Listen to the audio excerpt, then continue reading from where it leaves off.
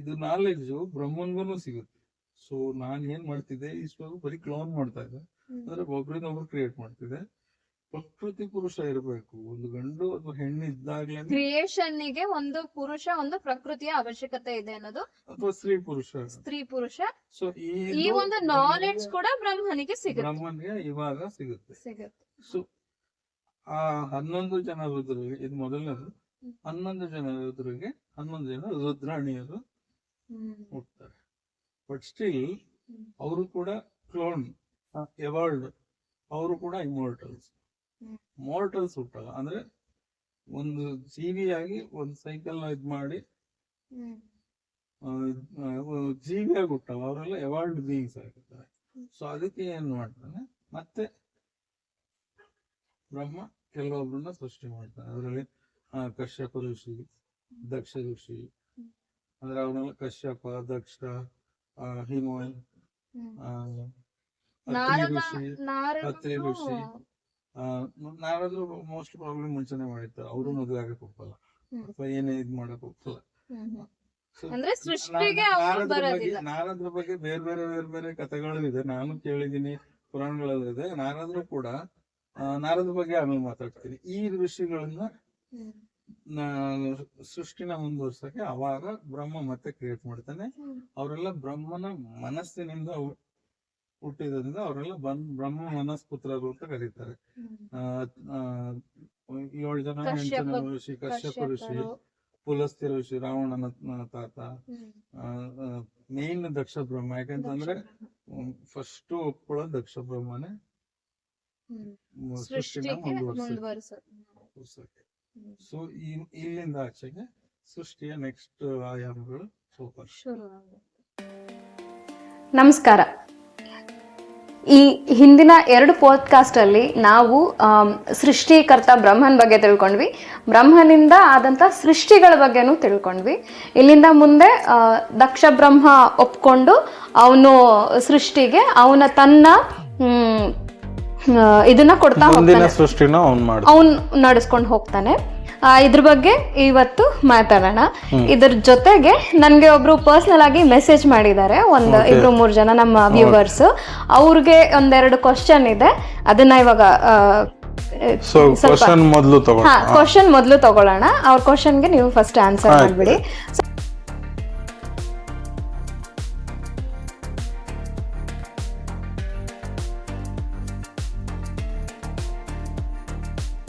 So ಮೊದಲನೇದು, ವಿಷ್ಣುವಿನ 3 ಪ್ರಕಾರಗಳು ಅಂತ ಹೇಳಿದ್ರಿ, ಅದನ್ನ ಎಕ್ಸ್ಪ್ಲೈನ್ ಮಾಡಿ ಅಂತ ಕೇಳಿದ್ದಾರೆ ಒಬ್ರು. ಮತ್ತೊಬ್ರು 4 ಯುಗಗಳು, ಒಂದು ಮಹಾಯುಗದಲ್ಲಿ 4 ಯುಗಗಳಿದಾವೆ ಅಂತ ಹೇಳಿದ್ವಲ್ಲ, ಆ ಯುಗಗಳನ್ನ ಸ್ವಲ್ಪ ಎಕ್ಸ್ಪ್ಲೈನ್ ಮಾಡಿ ಅಂತ ಹೇಳಿದ್ದಾರೆ. ಪರ್ಟಿಕ್ಯುಲರ್ ಆಗಿ ಆ ಯುಗಕ್ಕೆ ಆ ಹೆಸರು ಬರೋದಕ್ಕೆ ಏನ್ ರೀಸನ್ ಇದೆ ಅಂತಾನು ಕೇಳ್ಕೊಂಡಿದ್ದಾರೆ. ಮತ್ತೆ ದೇವವರ್ಷ ಮತ್ತೆ ಮಾನವ ವರ್ಷ ಇದೆಯಲ್ಲ, ಇದ್ರದ್ದು ಸ್ವಲ್ಪ ಅರ್ಥ ಆಗ್ಲಿಲ್ಲ, ಒಂದ್ ಸ್ವಲ್ಪ ಎಕ್ಸ್ಪ್ಲೈನ್ ಮಾಡಿ ಅಂತ ಕೇಳ್ಕೊಂಡಿದ್ದಾರೆ. ಹಾ, ಕೌಂಟ್. ಈಗ ದೇವವರ್ಷ ನಮ್ಗೆ, ನಮ್ಮ ಮಾನವ ವರ್ಷ ನಮ್ಗೆ ಅದು ಕನ್ವರ್ಟ್ ಮಾಡಿದ್ರೆ ಎಷ್ಟ ಆಗತ್ತೆ ಅನ್ನೋದನ್ನ ಸ್ವಲ್ಪ ಎಕ್ಸ್ಪ್ಲೈನ್ ಮಾಡಿ ಅಂತ ಕೇಳಿದ್ದಾರೆ. ಈ 3 ಕ್ವಶನ್ ನಮ್ಮ ಹಿಂದಿನ ಪಾಡ್ಕಾಸ್ಟಿಗೆ ಬಂದಿರೋಂತ ರೆಸ್ಪಾನ್ಸ್. ಹಾಗಾಗಿ ಅದನ್ನ ಎಕ್ಸ್ಪ್ಲೈನ್ ಮಾಡಿ. ಸೊ ಮೊದಲನೇದು ವಿಷ್ಣುವಿನ 3 ಪ್ರಕಾರನಕ್ಕಿಂತ ಅದು 3 ಪೋರ್ಟ್ರೇಲ್ಸ್. ಸೊ ಈಗ ಏನು ಕ್ರಿಯೇಷನ್ ಇಲ್ಲ, ಖಾಲಿ ಇದು. ಅಲ್ಲಿ ವಿಷ್ಣು ಅನಂತವಾಗಿ ಮಲಗಿರ್ತಾನೆ. ಸೊ ಆ ವಿಷ್ಣುನ ಕಾರಣೋದಕ ಶಯ ವಿಷ್ಣು, ಉದಕ ಅಂದ್ರೆ ನೀರು, ಕಾರಣೋದಕ ಶಯ ವಿಷ್ಣು ಅಲ್ಲಿ ಮಲಗಿರ್ತಾನೆ. ಇದು ಶಯ ವಿಷ್ಣು, ಕ್ಷಯ ವಿಷ್ಣು ಅಲ್ಲ. ಶಯ ಅಂದ್ರೆ ಮಲಗಿರೋ. ಮೂಗಲ್ ಉಸಿರಾಡಿದಾಗ ಬರುತ್ತೆ ಸೃಷ್ಟಿ ಅನ್ನಲ್ಲ, ಇದು ಮೊದಲ ಇದು. ಸೊ ಆ ಬಂದಿದ್ದ ಸೃಷ್ಟಿಯಲ್ಲಿ ನಮ್ಮ ಬ್ರಹ್ಮಾಂಡ, ಆ ಬ್ರಹ್ಮಾಂಡ ಇರುತ್ತಲ್ಲ, ಆ ಅಂಡ ಅಂತ ಏನಂತ ಬ್ರಹ್ಮಾಂಡ, ಅದರೊಳಗೆ ಒಬ್ಬ ವಿಷ್ಣು ಇರ್ತಾನೆ. ಅದು ಆ ಗರ್ಭದೊಳಗೆ ಒಂದು ಎಂಟೈರ್ ನಮ್ಮ ಗ್ಯಾಲಾಕ್ಸಿ ಅನ್ಕೊಳ್ಳೋಣ.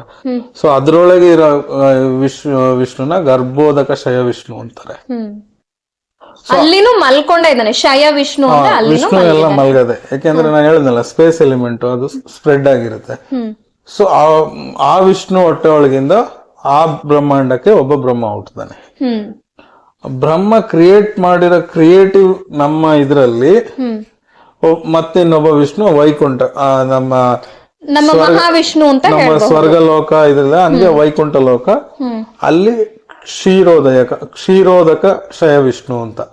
ಅಂದ್ರೆ ಅಲ್ಲಿ ಹಾಲಿನ ಸಾಗರ ಇದೆ, ಕ್ಷೀರಸಾಗರ, ಆ ಕ್ಷೀರೋದಕ ಶಯ ವಿಷ್ಣು ಅಂತ ಅಲ್ಲಿ ಮಲಗಿದಾನೆ ಅಂತ. ಸೊ ಇದು ಬ್ರಹ್ಮನ ವಿಷ್ಣುವಿನ 3 ಪೋರ್ಟ್ರೇಲ್ಸ್. ಓಕೆ, ಎರಡನೇ ಕ್ವಶನ್ ಬಂದು ಯುಗಗಳ ಬಗ್ಗೆ ಕೇಳಿದ್ದಾರೆ. ಓಕೆ, ನಾನು ಅದು ಆಕ್ಚುಲಿ ಎಕ್ಸ್ಪ್ಲೇನ್ ಮಾಡೋಕೆ ನಾನೇ ಬಿಟ್ಟಿದ್ದೀನಿ ಅನ್ಸುತ್ತೆ ಹೋದ್ ಸರಿ. ಈಗ ನಾನೇನ್ ಹೇಳಿದೆ ಅಂದ್ರೆ ಸತ್ಯುಗ ಹೆಸರುಗಳ ಮೀನಿಂಗ್ ಕೇಳಿದ್ರಲ್ವಾ. ಈಗ ಒಂದು ಮಹಾಯುಗದೊಳಗಡೆ 4 ಯುಗಗಳು ಬರುತ್ತೆ, ಅದರ ಹೆಸರು ಹಂಗೆ ಇರ್ಲಿಕ್ಕೆ ಏನ್ ಕಾರಣ ಅಂತಾನು ಒಬ್ರು ಕೇಳಿದ್ದಾರೆ. ಸೊ ಮೊದಲನೇದು ಸತ್ಯುಗ, ಆಕ್ಚುಲಿ ಕೃತಯುಗ ಅಂತ ಇದ್ ಮಾಡಿದ್ದು. ಅಂದ್ರೆ ಕ್ರಿಯೇಷನ್ ಸ್ಟಾರ್ಟ್ ಆಗಿದೆ ಅಲ್ಲೇನೆ ಒಂದು. ಎರಡನೇದು ಎಂಟೈರ್ ಕ್ರಿಯೇಷನ್ ಸ್ಟಾರ್ಟ್ ಆಯ್ತು, ಆಮೇಲೆ ಕ್ರಿಯೇಟ್ ಏನ್ ಮಾಡಿದ್ನಲ್ಲ ಬ್ರಹ್ಮ, ಅದು ಹಾಗೆ ಇತ್ತು, ಏನು ಅದನ್ನ ಮ್ಯಾನಿಪುಲೇಷನ್ ಮಾಡಿಲ್ಲ. ಸೊ ಅಂದ್ರೆ ಸತ್ಯವಾಗಿತ್ತು, ಅದಕ್ಕೆ ಸತ್ಯಯುಗ ಅಂತಾನು ಕರೆಯೋದು. ಅಂದ್ರೆ ಏನ್ ಕ್ರಿಯೇಟ್ ಮಾಡಿತ್ತು ಅದು ಹಾಗೆ ಇತ್ತು, ಅದ್ರಲ್ಲಿ ಏನು ಪರಿವರ್ತನೆಗಳು ಆಗಿರ್ಲಿಲ್ಲ. ಸೊ ಅದಕ್ಕೆ ಕೃತಯುಗ ಮತ್ತೆ ಅಥವಾ ಸತ್ಯಯುಗ ಅಂತ. ಆಮೇಲೆ ಧರ್ಮನ ನಾವು ಒಂದು ಎತ್ತು ಹಸುವಿನ ರೂಪ ಕೊಟ್ರೆ ಆ ಕೃತಯುಗದಲ್ಲಿ 4 ಕಾಲ್ ಮೇಲೆ ನಿಂತಿತ್ತು, 4 ಪಾದ ಅಂತಾರೆ.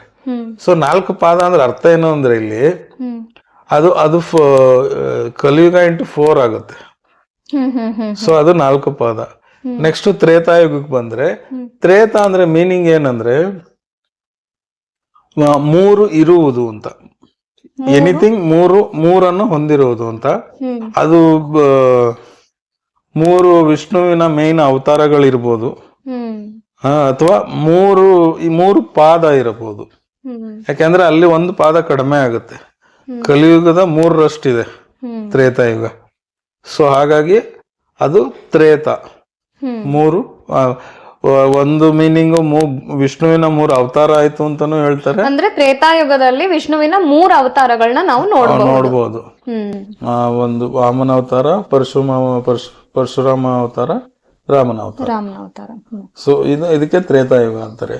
ದ್ವಾಪರ ಯುಗ, ದ್ವಾಪರ ಮೀನಿಂಗ್ ಏನಂದ್ರೆ ದ್ವಾ ಅಂದ್ರೆ 2, ಅಪರ ನಂತರ, ನೆಕ್ಸ್ಟ್ 2 ಆದ್ಮೇಲಿನ ಯುಗ ಅಂತ ಒಂದು. ಇನ್ನೊಂದು ದ್ವಾ ಅಂದ್ರೆ ಧರ್ಮ ಅವಾಗ 2 ಕಾಲ್ ಮೇಲೆ ನಿಂತಿದೆ, ಧರ್ಮ ಅನ್ನೋ ಹಸು 2 ಕಾಲ್ ಮೇಲೆ ನಿಂತಿದೆ, ಅದು ದ್ವಾ ಅಂತ. ಸೊ ಇದಕ್ಕೆ ಇದು ದ್ವಾಪರ ಯುಗ ಅಂತ. ಇನ್ನು ಕಲಿಯುಗ ಇಲ್ಲಿ ಕಲಿ ಪುರುಷನ ಹೆಸರಿಂದ ಅದು ಕಲಿಯುಗ ಅಂತ ಬಂದಿದೆ. ನೆಕ್ಸ್ಟ್ ಬರೋ ಕಲ್ಕಿ ಅವತಾರಕ್ಕೆ ಆಪೋಸಿಟ್ ಆಗಿ ಏನು ಕಲಿ ಪುರುಷ ಇದಾನಲ್ಲ, ಅವನ ಇದರಿಂದ ಇದು ಕಲಿಯುಗ ಅಂತ. ನಮ್ ಕನ್ನಡದ ಪಂಡಿತರು ಒಬ್ರು ಹೇಳ್ತಾರೆ, ಕಲಿಯುಗದಲ್ಲಿ ನಾವು ತುಂಬಾ ಕಲ್ತ್ವಿ, ಸೈನ್ಸ್ ಟೆಕ್ನಾಲಜಿ, ಅದಕ್ಕೆ ಇದು ಕಲಿಯುಗ ಅಂತ. ಸೊ ಅದಲ್ಲ, ಇದು ಕಲಿ ಪುರುಷನ ಹೆಸರಿಂದ ಕಲಿಯುಗ ಅಂತ ಬಂದಿದೆ. ಓಕೆ, ಈಗ ಕಲಿಯುಗದ ಕೌಂಟಿಂಗ್ ಕೇಳಿದ್ರಲ್ಲ, ಕೌಂಟಿಂಗ್ ಏನಪ್ಪಾ ಅಂದ್ರೆ ಕಲಿಯುಗ ಅಂದ್ರೆ ನಮ್ಮ 1 ವರ್ಷ ದೇವತೆಗಳ ವರ್ಷಕ್ಕೆ ಮುಂಚೆ ನೀವ್ ಹೇಳಿದನ್ನ ನಾನು ಹೆಂಗ ಅರ್ಥ ಮಾಡ್ಕೊಂಡಿದೀನಿ ಅಂತ ಸ್ವಲ್ಪ ಸಿಂಪ್ಲಿಫೈ ಮಾಡಿ ಹೇಳೋದಾಯ್ತಂದ್ರೆ, 1 ಕಲಿಯುಗ, ಅದ್ರ 2ರಷ್ಟು ದ್ವಾಪರ ಯುಗ, ಅದ್ರ 3ರಷ್ಟು ತ್ರೇತಾಯುಗ, ಮತ್ತೆ 4ರಷ್ಟು ಸತ್ಯಯುಗ ಅಂತ ನಾವು ಅನ್ಕೊಳ್ಬಹುದು. ಈಗ ಅದೇ ಕೌಂಟಿಂಗ್ ಹೇಳ್ತೀನಿ. ದೇವ ವರ್ಷಗಳಲ್ಲಿ 1200 ವರ್ಷ ಕಲಿಯುಗ, ಅದರಲ್ಲೂ 1000 ವರ್ಷ ರೆಗ್ಯುಲರ್ ಆಗಿ ನಡೆಯುತ್ತೆ. ಇನ್ 200 ವರ್ಷ ಆ ಯುಗದಿಂದ ಇನ್ನೊಂದು ಯುಗಕ್ಕೆ ಚೇಂಜ್ ಆಗೋ ಟೈಮಿಂಗ್ ಅದು.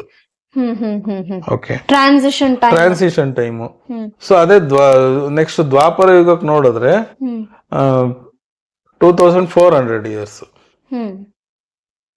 ಸೊ 2000 ದ್ವಾಪರ ಯುಗ, 400 ದೇವ ವರ್ಷಗಳಲ್ಲಿ ಟ್ರಾನ್ಸಿಷನ್ ಪೀರಿಯಡ್. ಸೊ ಆ ತರ 3000 600 3600 4800 ಕೌಂಟ್ ಮಾಡಿದ್ರೆ 12,000 ಇಯರ್ಸ್ ಇಯರ್ಸ್. ದೇವ ವರ್ಷ ಬರುತ್ತೆ. ಸೊ ದೇವ ವರ್ಷಕ್ಕೂ ನಮ್ದು ಕೌಂಟಿಂಗ್ ಹೆಂಗಂದ್ರೆ ನಮ್ಮ 1 ವರ್ಷ ಅವ್ರಿಗೆ 1 ದಿನ. ಸೊ ಅವರ 360 ಅಂದ್ರೆ ನಮ್ಮ 360 ಇಯರ್ಸ್ ಅವ್ರಿಗೆ 1 ವರ್ಷ ಅಂತ. ಸೊ ಅದನ್ನ ನಾವು ಇಲ್ಲಿ ಕನ್ವರ್ಟ್ ಮಾಡಿ ನೋಡಿದ್ರೆ 4,32,000 ಇಯರ್ಸ್ ಜಸ್ಟ್ ಕಲಿಯುಗ. ನಮಗೆ 4,32,000 ವರ್ಷ ಕಳೆದ್ರೆ ಕಲಿಯುಗ ಅಂತ. ಅಂದ್ರೆ ದೇವರಿಗೆ 360 ದಿನಗಳಿರುತ್ತೆ. ಅದು 1 ವರ್ಷ ಅಂತ. ಅದು 1 ವರ್ಷ, ಅದು ದೇವ್ರಿಗೆ. ಅಂದ್ರೆ ನಮಗೆ ಅದು 1 ವರ್ಷ, ದೇವ್ರಿಗೆ 1 ದಿನ, ನಮಗ್ 1 ವರ್ಷ. ಸೊ ಅದನ್ನ ಕನ್ವರ್ಟ್ ಮಾಡಿದ್ರೆ ಕಲಿಯುಗನೇ 4,32,000 ವರ್ಷ ಬರುತ್ತೆ. ಸೊ ದ್ವಾಪರ ಯುಗ 8,64,000 ಬರುತ್ತೆ.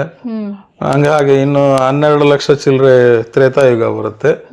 ನೆಕ್ಸ್ಟ್ 17 lakh ಸಮಥಿಂಗ್ ದ್ವಾಪರ ಯುಗ ಬರುತ್ತೆ. ಸಾರಿ, ಸತ್ಯಯುಗ ಬರುತ್ತೆ. ಸೊ ಇದು ಕೌಂಟಿಂಗ್, ರಿವರ್ಸ್ ಕೌಂಟಿಂಗ್ ಮಾಡ್ಕೋಬಹುದು, ಈಸಿ ನಂಬರ್ಸ್ ಇದೆ ಅಷ್ಟೇ. ನಾನೊಂದು ಕೌಂಟಿಂಗ್ ಮಾಡಿ ಹಾಕ್ಬಿಡ್ತೇನೆ ನಿಮ್ಗೋಸ್ಕರ. ಸೊ ಈಗ ಕ್ವಶನ್ ಕೇಳಿದ್ದು, ಈ ಮಹಾಯುಗ ಇದೆಯಲ್ಲ, ಒಂದು ಮಹಾಯುಗ ಎಲ್ಲ ಸೇರಿ ಈ ತರದ್ದು 1000 ಮಹಾಯುಗ ಆಗುತ್ತೆ ಬ್ರಹ್ಮನ ಒಂದು ಕಲ್ಪಕ್ಕೆ. ಯಾವ್ದು 71 ಮಹಾಯುಗ into 14 Manvantara is equal to 1 Kalpa. 71 into 14 ಮಾಡಿದ್ರೆ ಅದು ಸಮರ್ ಅರೌಂಡ್ 990 ಸಮಥಿಂಗ್ ಬರುತ್ತೆ. ಬಟ್ ಎಕ್ಸಾಕ್ಟ್ಲಿ ಹೇಳ್ಬೇಕು ಅಂದ್ರೆ ಅದು 1,000 ಮಹಾಯುಗಗಳು ಒಂದು ಕಲ್ಪಕ್ಕೆ. ಒಂದು ಕಲ್ಪದಲ್ಲಿ 1,000 ಮಹಾಯುಗಗಳು. ಅದಕ್ಕೆ ಅದು 71 ಮಹಾಯುಗ 1 ಮನ್ವಂತರದಲ್ಲಿ ಅಂತ ಹೆಚ್ಚು ಕಡಿಮೆ ಬರೋದು. ಓಕೆ, ಈಗ ಕ್ವಶನ್ಸ್ ಮುಗ್ದಿದೆ. ಮುಂದೆ ನಮ್ಮ ದಕ್ಷ ಬ್ರಹ್ಮನಿಂದ ಅಥವಾ ದಕ್ಷ ಪ್ರಜಾಪತಿ ಅಂತ ನಾವ್ ಏನ್ ಹೇಳ್ತೀವಿ, ಅವರಿಂದ ಮುಂದೆ ಸೃಷ್ಟಿ ಹೇಗೆ ನಡೀತು? ಸೊ ಅದೇ ಈಗ ಶಿವ ಬಂದು ಪ್ರಕೃತಿ ಪುರುಷನ ಕಾನ್ಸೆಪ್ಟ್ ನ ಬ್ರಹ್ಮನ್ಗೆ ತಿಳಿಸ್ತಾನೆ. ಸೊ ದಕ್ಷ ಅವರು ಬ್ರಹ್ಮನ ಮಕ್ಕಳು, ಅವ್ರದ್ದು ಎಲ್ರು ಒಟ್ಟಿಗೆ ಹುಟ್ಟಿಲ್ಲ, ಅವ್ರವ್ರ ಟೈಮಲ್ಲಿ ಅವರು ಕ್ರಿಯೇಟ್ ಆಗಿದ್ದಾರೆ.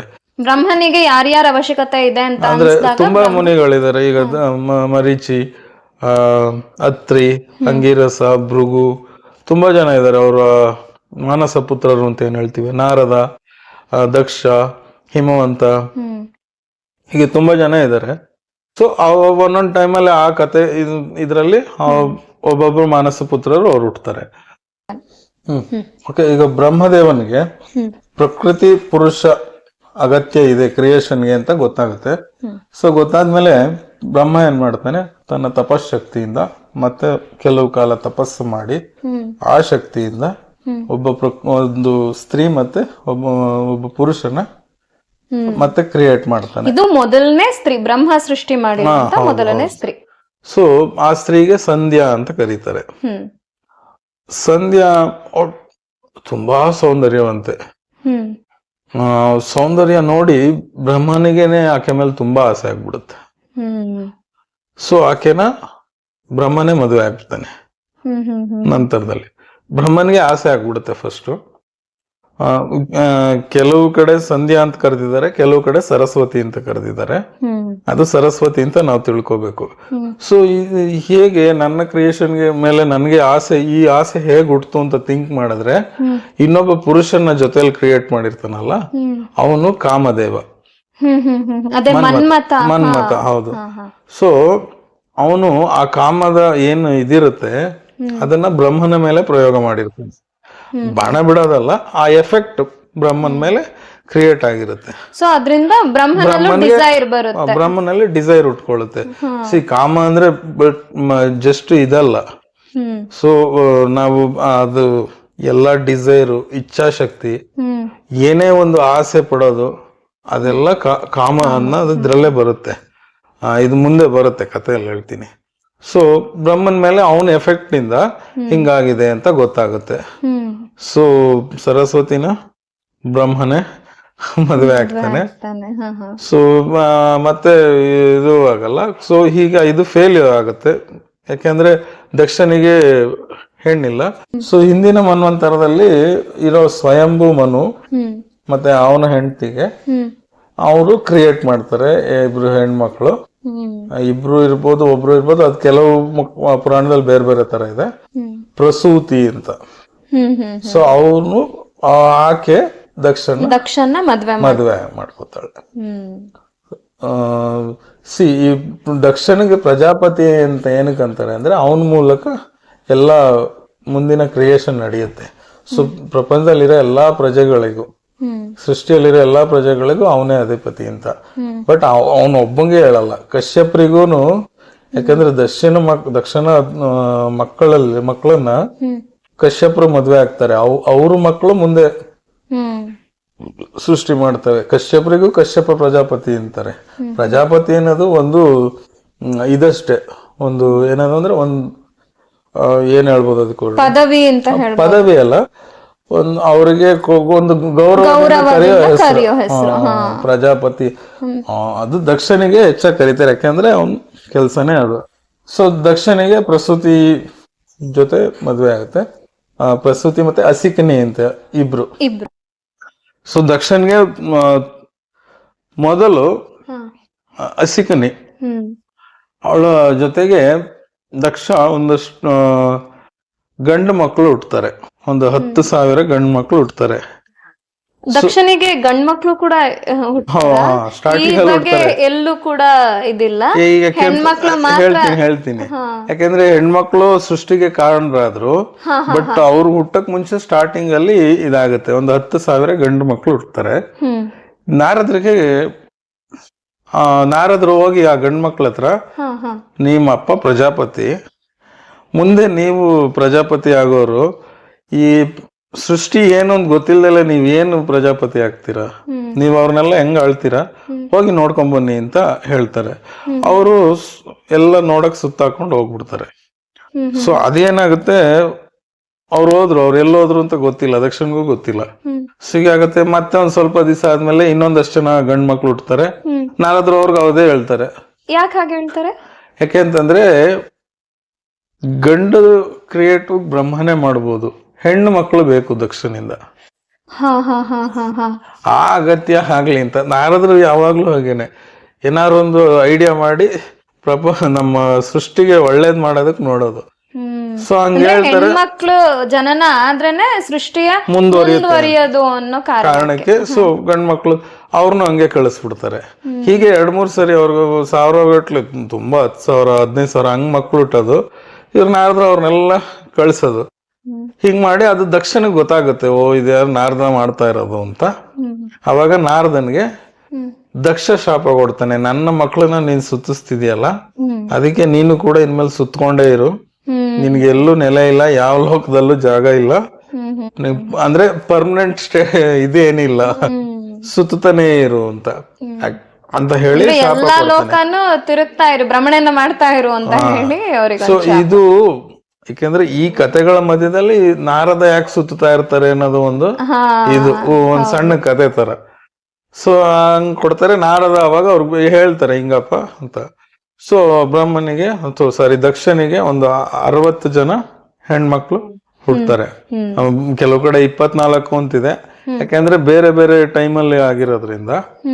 ಯಾಕಂದ್ರೆ ಎಲ್ರು 60 ಜನ ಒಟ್ಟಿಗೆ ಹುಟ್ಟಲ್ಲ. ಸೊ 24 ಜನ ಹೆಣ್ಮಕ್ಳು ಹುಡ್ತಾರೆ. ಅದರಲ್ಲಿ 10 ಜನ ಧರ್ಮನಿಗೆ ಮದುವೆ ಆಗ್ತಾರೆ. ಧರ್ಮನು ಕೂಡ ಈ ಕ್ರಿಯೇಟ್ ಮಾಡಿದಾಗ ಧರ್ಮ ಅನ್ನೋದು ಏನ್ ಕ್ರಿಯೇಟ್ ಮಾಡಿದ್ರು ಬ್ರಹ್ಮ, ಅದ್ರ ಜೊತೆಗಿರೋ ಹುಟ್ಟಿರೋ ಧರ್ಮ ಪುರುಷ. ಧರ್ಮನಿಗೆ 10 ಜನ ಅವರ ಹೆಣ್ಮಕ್ಳು ಮದುವೆ ಆಗ್ತಾರೆ. ಹೆಣ್ಮಕ್ಳು ಮದುವೆ ಆಗ್ತಾರೆ. ದಕ್ಷನ ಮಕ್ಕಳಲ್ಲಿ 10 ಜನ ಧರ್ಮನಿಗೆ ಮದುವೆ ಆಗ್ತಾರೆ. 27 ಜನ ಚಂದ್ರನಿಗೆ ಮದುವೆ ಆಗ್ತಾರೆ. 13 ಜನ ಕಶ್ಯಪರಿಗೆ ಮದುವೆ ಆಗ್ತಾರೆ. ಸೊ ಇದು ಟೋಟಲ್ 50 ಆಯ್ತು. ಇನ್ನು ಉಳಿದ 10 ಜನ ಬೇರೆ ಬೇರೆ ಋಷಿಗಳಿಗೆ, ಅದೇ ಅವ್ರವ್ರ ಕಥೆಯಲ್ಲೇ ಅದು ಬರುತ್ತೆ ಯಾರು ಏನು ಅಂತ. ಲೈಕ್ ಅತ್ರಿ ಅವ್ರಿಗೆ ಅನುಸೂಯ ಅಂತ ಮದುವೆ ಆಗ್ತಾರೆ. ಸೊ ಹೀಗೆ ಚಂದ್ರನ 27 ಜನ ಮದ್ವೆ ಆಗ್ತಾರೆ. ಅಂದ್ರೆ ಇವರು ನಾವು ನಕ್ಷತ್ರಗಳು ಹೇಳ್ತೀವಲ್ಲ ಅವ್ರೇನಾ? ಹೌದು. ಇದ್ದು ಕತೆ ಇದೆ. ಚಂದ್ರನ 27 ನಕ್ಷತ್ರ ಮದ್ವೆ ಆಗ್ತಾರಲ್ಲ, ಅವರು ನಕ್ಷತ್ರಗಳೇ. 27 ದಕ್ಷಿಣ ಹೆಣ್ಮಕ್ಳು ಅಂತಾನೆ ಹೇಳೋದು. ಸೊ ಚಂದ್ರ ಇದು ಇನ್ನೊಮ್ಮೆ ಚಂದ್ರನ್ ಕತೆ ಬಂದಾಗ ಡೀಟೇಲ್ ಆಗಿ ಹೇಳ್ತೀನಿ. ಸೊ ಆ 27 ದಕ್ಷಿಣ ಹೆಣ್ಮಕ್ಳನ್ನ ಚಂದ್ರ ಮದುವೆ ಆಗೋದು ಇವಾಗ. ಯಾಕೆಂದ್ರೆ ಒಂದ್ ಸ್ವಲ್ಪ ಡೀಟೇಲ್ ದೊಡ್ಡ ಕತೆ ಇದೆ. ಈಗ ಸೃಷ್ಟಿಯ ಬಗ್ಗೆ ಮಾತಾಡೋಣ. ಓಕೆ, ಸೊ ಈಗ ಅದರಲ್ಲಿ ಇವ್ರನ್ನ ಕಶ್ಯಪ್ರನ 13 ಜನ ಮದುವೆ ಆಗಿರ್ತಾರಲ್ಲ, ಅವರು ಮೇನ್ ಸೃಷ್ಟಿಗೆ ಕಾರಣಕರ್ತರ ಹೆಣ್ಮಕ್ಳು, ದಕ್ಷಿಣ ಹೆಣ್ಮಕ್ಳು. ಅದರಲ್ಲಿ ಅವ್ರ ಹೆಸರು ಏನಾದ್ರು ಕಶ್ಯಪರ ಹೇಳ್ತೀನಿ, ಒಂದ್ ಸ್ವಲ್ಪ ಲೀಸ್ಟ್ ಮಾಡ್ಕೊಂಡ್ ಬಂದಿದ್ದೀನಿ, ಹೇಳ್ತೀನಿ. ಓಕೆ, ಅವರಲ್ಲಿ ತುಂಬಾ ಮೇನ್ ಇಂಪಾರ್ಟೆಂಟ್ ನೇಮ್ ಬಂದ್ರೆ ಅದಿತಿ. ಸೊ ಅದಿತಿಗೆ 11 ಜನ, ಅದಿತಿಗೆ ಆದಿತ್ಯರು ಅಂತ ಹೇಳಿ 12 ಜನ ಮಕ್ಕಳು ಹುಟ್ಟುತ್ತಾರೆ. ಅವರು ನಮ್ಮ ಸೃಷ್ಟಿಯಲ್ಲಿ ಸೋಲಾರ್ ಗಾಡ್ಸ್ ಅಂತ, ಸೂರ್ಯನಿಗೆ ಸಂಬಂಧಪಟ್ಟ ಆದಿತ್ಯ ದೇವತೆಗಳು ಅವರೇ 12 ಆದಿತ್ಯರು. ಆಮೇಲೆ ದಿತಿ ಅಂತ, ದಿತಿಯನ್ನ ಹೆಂಡತಿಲಿ ದಕ್ಷ ಮತ್ತೆ ದಿತಿಯನ್ನ ಹೆಂಡತಿ ಎರಡನೇವರು, ಅವ್ರಿಗೆ ದೈತ್ಯರು ಹುಟ್ಟುತ್ತಾರೆ. ಇವ್ರು ಮೈನ್ ಆಗಿ ದೈತ್ಯರು ಕೂಡ ಕಶ್ಯಪ ಋಷಿಗಳ ಮಕ್ಕಳೇನೆ. ಅಂದ್ರೆ ಮೇನ್ ಆಗಿ ಹಿರಣ್ಯಾಕ್ಷ, ಹಿರಣ್ಯಕಶಿಪು ಇವರೆಲ್ಲ ದಿತಿ ಮಕ್ಕಳು. ಅವ್ರ ಸಂತಾನ ಎಲ್ಲರೂ ದೈತ್ಯರು ಅಂತ ಕರೆಯೋದು. ನಂತರ ಧನು ಅಲ್ಲಿ ದಾನವರು ಹುಟ್ಟುತ್ತಾರೆ. ಹೇಗೇನ್ ಅವರು ಸ್ವಲ್ಪ ಲೆಫ್ಟ್ ಸೈಡ್, ಅಂದ್ರೆ ಆದಿತ್ಯರೆಲ್ಲ ದೇವತೆಗಳಾದ್ರೆ ಇವರು ಅವ್ರ ಆಪೋಸಿಷನ್ ದೈತ್ಯರು ಮತ್ತೆ ದಾನವರು. ಅಂದ್ರೆ ಸ್ವಲ್ಪ ತಾಮಸ ಗುಣವನ್ನ, ಅಂದ್ರೆ ತಾಮಸ ಗುಣ ಅಂತ ಏನಿಲ್ಲ, ಅವ್ರಿಗೆ ಅಧಿಕಾರ ಸಿಗುತ್ತೆ, ಇವ್ರಿಗೆ ಅದನ್ನ ಕಂಡು ಒಂದ್ ಸ್ವಲ್ಪ ಹೊಟ್ಟೆ ಅವ್ರಿ. ಅವರು ಮನುಷ್ಯರೇ, ಅವ್ರು ಇವ್ರಿಗಿನ್ನ ಸ್ವಲ್ಪ ಸ್ಟ್ರಾಂಗ್ ಫಿಸಿಕಲಿ ಅಂಡ್ ಮೆಂಟಲಿ. ಯಾಕಂದ್ರೆ ಹಿರಣ್ಯಾಕ್ಷ, ಹಿರಣ್ಯಕಶಿಪು, ರಾವಣ ಅವರೆಲ್ಲ ತಪಸ್ ಮಾಡಿ ನೋಡಿದ್ರೆ ಆ ರೀತಿ ದೇವತೆಗಳು ತಪಸ್ ಮಾಡಿಲ್ಲ. ಅವರು ಇವ್ರಂಗೆ ಕ್ರಿಯೇಷನ್ ಆಗಿರೋದು. ಬಟ್ ಅವ್ರಿಗೂ ಇವ್ರಿಗೂ ಒಂದ್ ಸ್ವಲ್ಪ ಟಸಲ್ ಇದ್ದಿದ್ದೆ ಅಧಿಕಾರಕ್ಕೋಸ್ಕರ. ನೆಕ್ಸ್ಟ್ ಅರಿಷ್ಟ ಅನ್ನೋ ಅವ್ರ 4ನೇ ಹೆಂಡತಿ, ಕಶ್ಯಪರ 4ನೇ ಹೆಂಡತಿ ಅರಿಷ್ಟೆಗೆ ಗಂಧರ್ವರು ಹುಟ್ಟುತ್ತಾರೆ. ಹಾಗೇನ್ ಇವರು ದೇವತೆಗಳಲ್ಲ, ಅವ್ರಿಗಿನ್ನ ಸ್ವಲ್ಪ ಕೆಳಮಟ್ಟ, ನಮ್ಮ ಮನುಷ್ಯರಿಗಿನ್ನ ಮೇಲೆ ಇದ್ರಲ್ಲಿ ಬರ್ತಾರೆ ಗಂಧರ್ವರು. ಕಸ ಅನ್ನೋಳಿಗೆ, ಕಸ ಅನ್ನೋ 5ನೇ ಹೆಂಡತಿ, ಯಕ್ಷರು ಮತ್ತೆ ಕೆಲವು ರಾಕ್ಷಸರು ಹುಟ್ಟುತ್ತಾರೆ. ಅವರಿಂದ ಅದು ಮುಂದುವರಿಯುತ್ತೆ. ಸುರಭಿ ಅಂತ, ಸುರಭಿ ಹೆಸರು ಕೇಳಿರ್ಬೋದು. ಸುರಭಿಯನ್ನ ಹೆಂಡತಿಗೆ ಗೋವುಗಳು ಮತ್ತೆ ಎಮ್ಮೆಗಳು ಆ ಸಂಪತ್ತು. ಸುರಭಿ ಅನ್ನೋ ಹೆಸರನ್ನು ಹಸುವಿಗೆ ನಾವು ಹಸುವಿಗೆ ಅದಕ್ಕೆ ಕರೆಯೋದು. ಕಶ್ಯಪರ ಸುರಭಿಯ ಹೆಂಡತಿಗೆ ಅದು ಗೋವುಗಳು, ಆ ಸಂಕುಲ ಪೂರ್ತಿ ಹುಟ್ಟುತ್ತೆ. ವಿನತ ಇದು ತುಂಬಾ ಫೇಮಸ್ ಈಕೆ. ಯಾಕೆಂದ್ರೆ ಆಕೆಗೆ ಗರುಡ ಮತ್ತೆ ಅರುಣ ಅಂತ ಹೇಳಿ ಇವ್ರು ಹುಟ್ಟಿದ ಕಥೆ ಬೇರೆ ಬೇರೆ ಇದೆ. ನಾನು ಜಸ್ಟ್ ಡೀಟೇಲ್ ಆಗಿ ಇದು ಸಂಕ್ಷಿಪ್ತವಾಗಿ ಹೇಳ್ತಾ ಇದ್ದೀನಿ. ವಿನತ ಮತ್ತೆ ಕದ್ರು ಅಂತ ಅನ್ಬಿಟ್ಟು ಅದು ಕತೆ ಇದೆ. ವಿನತನ್ಗೆ ಅರುಣ ಮತ್ತೆ ಗರುಡ ಅನ್ಬಿಟ್ಟು ಇಬ್ರು ಗರುಡಗಳು, ಪಕ್ಷಿಗಳು ಹುಟ್ಟುತ್ತಾರೆ. ಕದ್ರುವಿಗೆ ನಾಗಗಳು ಹುಟ್ಟುತ್ತಾರೆ. ಸೊ ತಾಮರ ಅಂತ ಹೆಂಡತಿ, ಅವಿಗೆ ಗೂಬೆ, ಹದ್ದು, ಪಕ್ಷಿ ಸಂಕುಲ ಅಲ್ದಲೆ ಪ್ರಾಣಿ ಸಂಕುಲ, ಕಾಗೆ, ಕುದುರೆ, ಕತ್ತೆ, ಒಂಟೆ, ಈ ಎಲ್ಲ ಪಕ್ಷಿ ಪ್ರಾಣಿ ಸಂಕುಲ ಆಕೆಯಿಂದ ಹುಟ್ಟುತ್ತವೆ.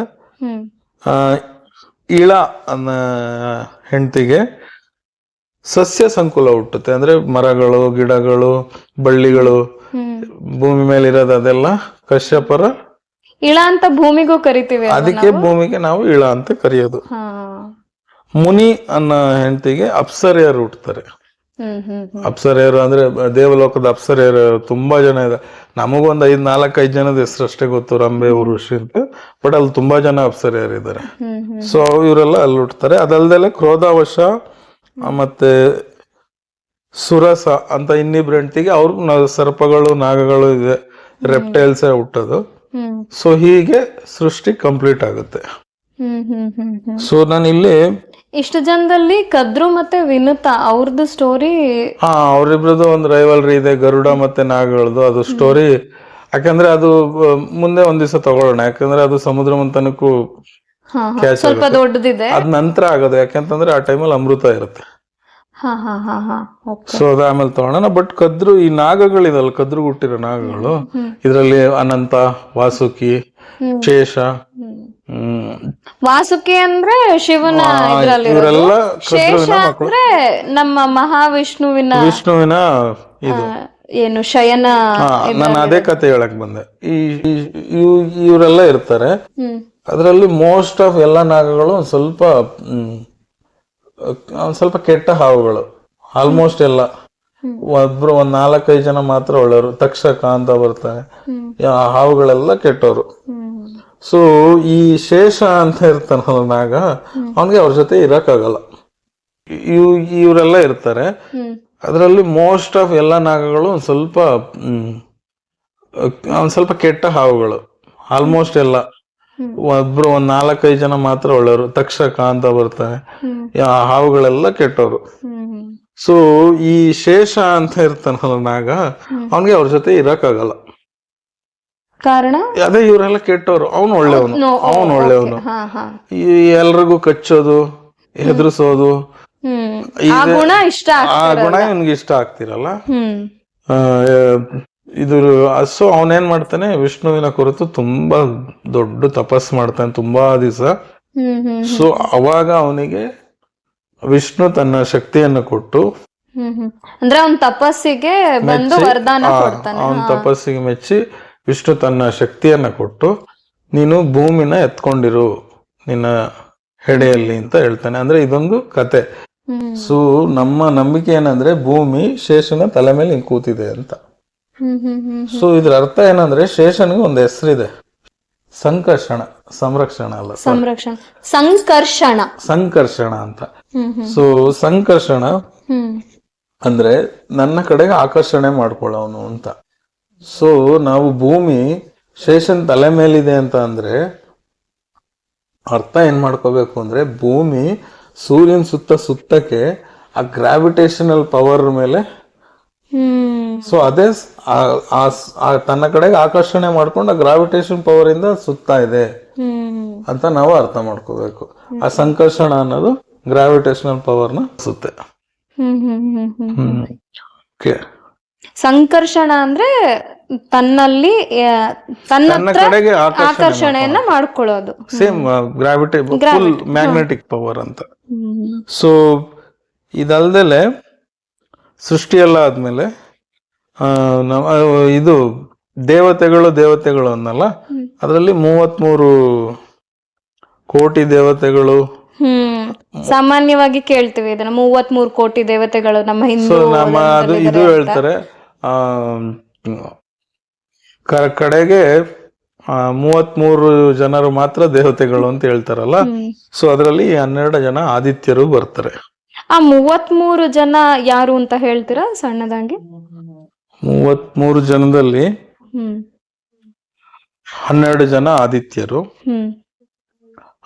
11 ಜನ ರುದ್ರರು. ಅದೇ ಅಲ್ಲಿ ಮೊದಲು ಸೃಷ್ಟಿ ಮಾಡಿದಾಗ ರುದ್ರ ಹುಟ್ಟಿದ್ ಮತ್ತೆ ಇನ್ನು 10 ಜನನ್ನ ಅವನು ಕ್ಲೋನ್ ಮಾಡ್ತಾನಲ್ಲ, ಅವ್ರು 11 ಜನ ರುದ್ರರು.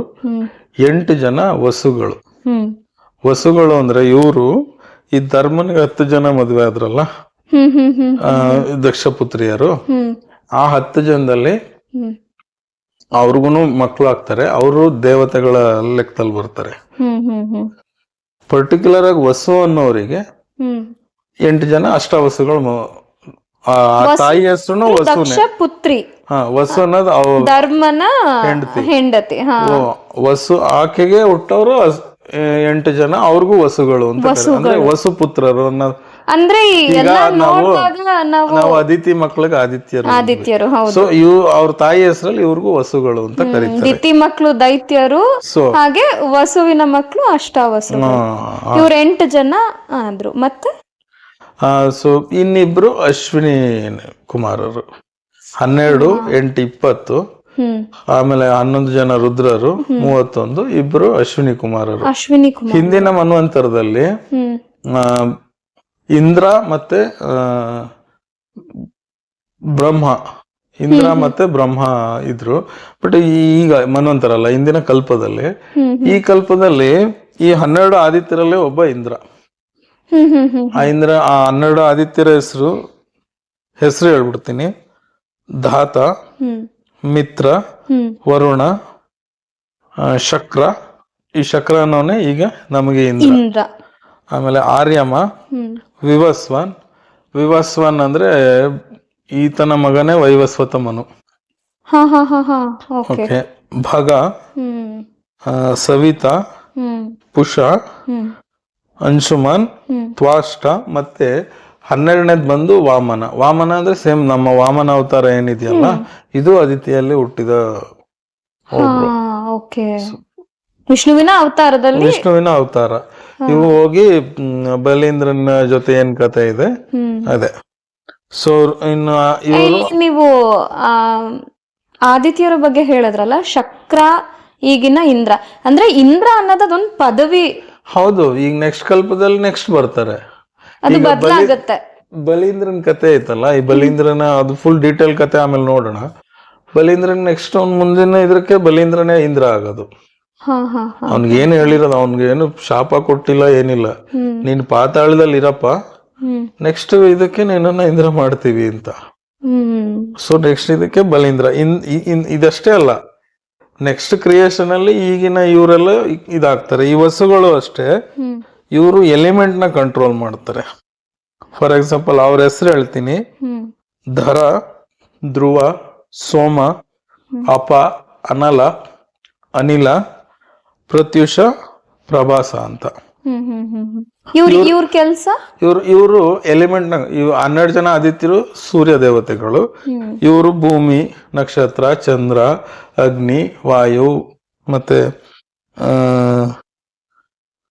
ನೀರು, ಆಕಾಶ, ಈ 8 ಎಲಿಮೆಂಟ್ ನ ಕಂಟ್ರೋಲ್ ಮಾಡ್ತಾರೆ. ಕಂಟ್ರೋಲ್ ಮಾಡೋದು. ಹಾ.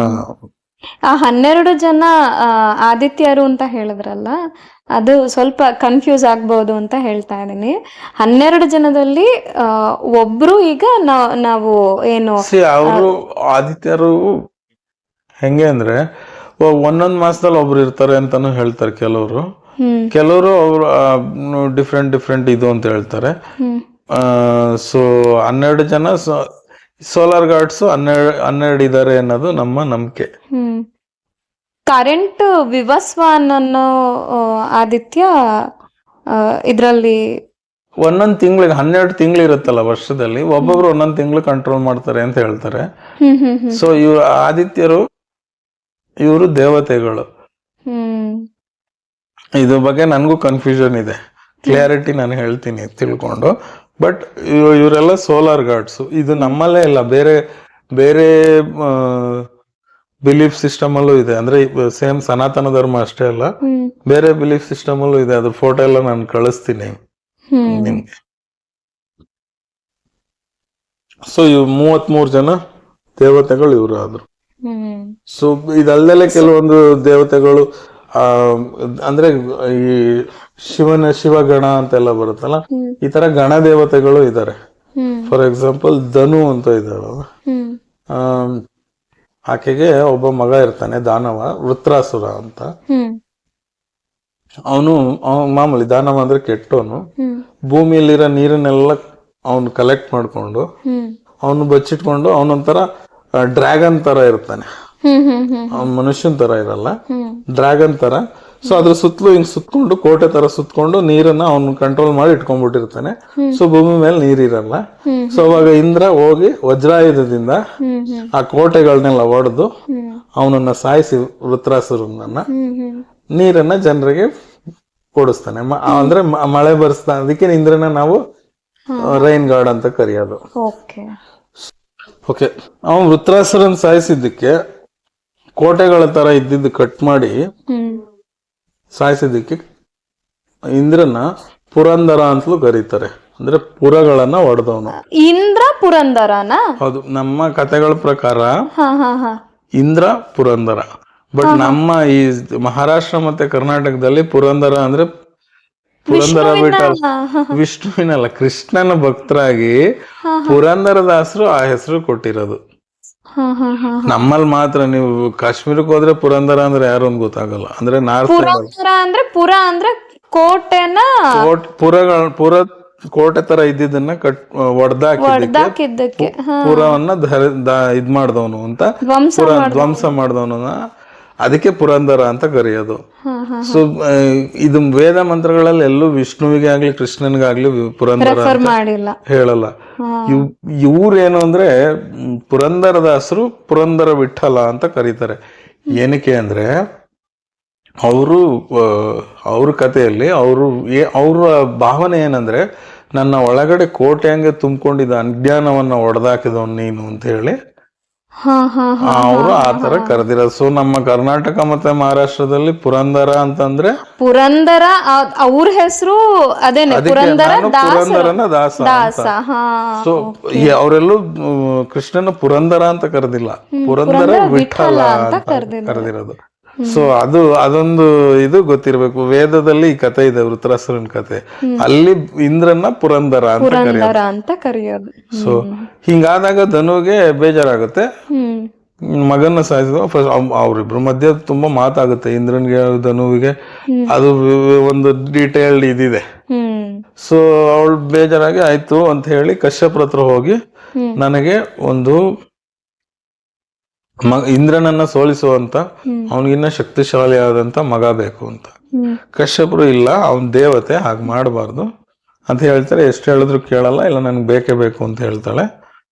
ಸೊ ಆಯ್ತು, ಆ ತರ ಮಗುನ ನಾನು ನಿನಗೆ ಕೊಡ್ತೀನಿ, ಕರುಣಿಸ್ತೀನಿ, ಬಟ್ ನೀನು 1000 ವರ್ಷ ಗರ್ಭದಲ್ಲಿ ಇಟ್ಕೊಂಡು, ಅಂದ್ರೆ ಆ ಪ್ರೆಗ್ನೆನ್ಸಿ ಟೈಮ್ 1000 ವರ್ಷ ಇಳುತ್ತೆ.